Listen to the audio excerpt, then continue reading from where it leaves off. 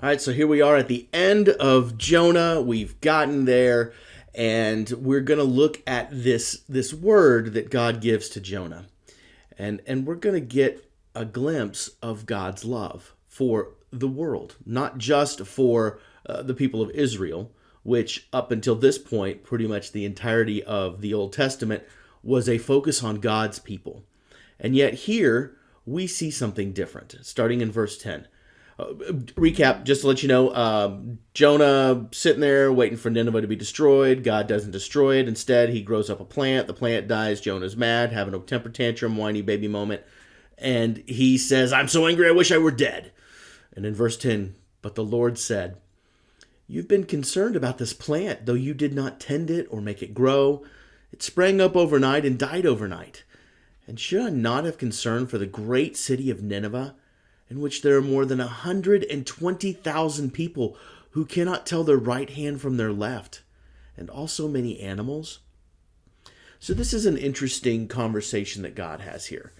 Because first of all, he's reminding Jonah of his sovereignty, but he does it in a very, very gentle way, actually.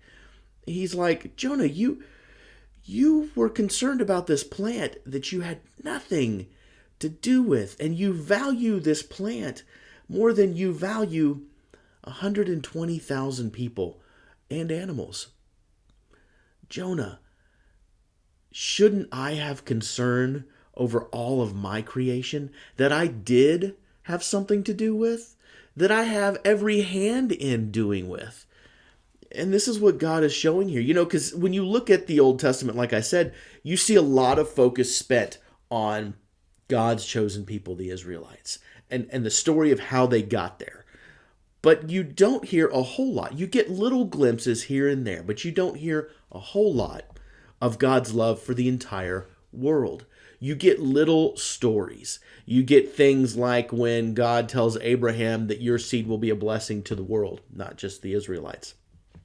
You get the story of, my goodness, you get the story of Ruth and Boaz, and you get the story of Rahab, and you get these little stories of outsiders that get God's favor. But this is really the first instance where we see God give favor to an entire people, not the Israelites. Should I not have concern for the great city of Nineveh, in which there are more than 120,000 people who cannot tell their right hand from their left? Basically, God's telling Jonah, I love them so much that I sent you to them. I want you to be my messenger to save these people.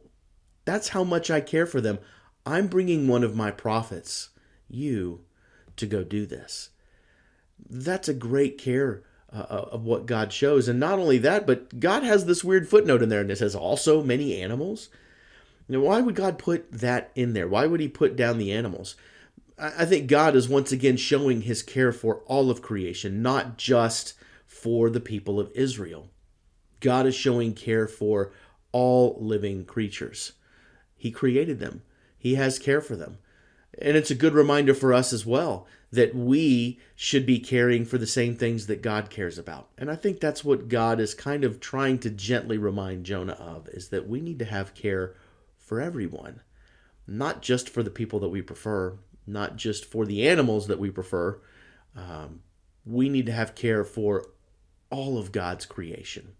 Now, what that looks like, obviously, there's some debate on that sometimes. But ultimately, we know when it comes to caring for other people, we're told very clearly to love them as Christ loved us, and Christ loved the church through sacrifice, through considering himself less and treating them more. So we have the template. We know what we need to do. Sometimes we just need the reminder, like Jonah, of how it is that we're supposed to treat and how it is that we're supposed to look at other people and at God's creation. Okay, so we've looked at the entirety of Jonah, but there's still a question to be asked. Did God change his mind? Next time, tomorrow, we're going to talk about that, and we're going to find out, did God change his mind?